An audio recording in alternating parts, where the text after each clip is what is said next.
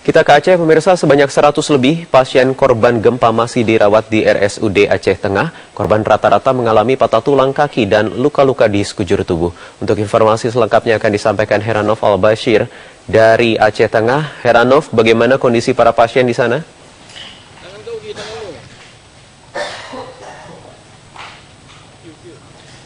Baik, Wahyu, dapat saya laporkan pada saat ini situasi di Rumah Sakit Umum Takengon ataupun Rumah Sakit Datu Beru Takengon Kabupaten Aceh Tengah yang semulanya merawat korban gempa yang mengalami patah tulang ataupun luka-luka sebanyak 98 pasien.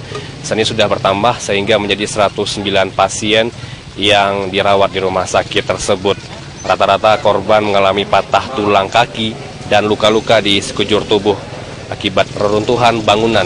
Dan kondisi di rumah sakit tersebut pun juga tidak begitu baik adalah begitu, dan juga ruang operasional ataupun ruang untuk pasien juga tidak begitu baik karena akibat dari retakan gempa pada 2 Juli lalu, Wahyu.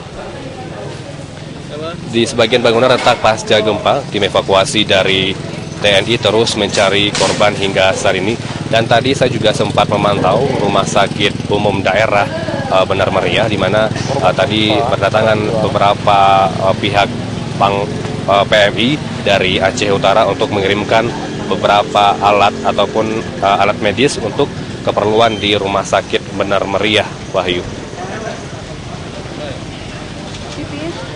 Untuk sementara kembalikan dari studio. Iya, baik, Heranov Al-Bashir melaporkan langsung.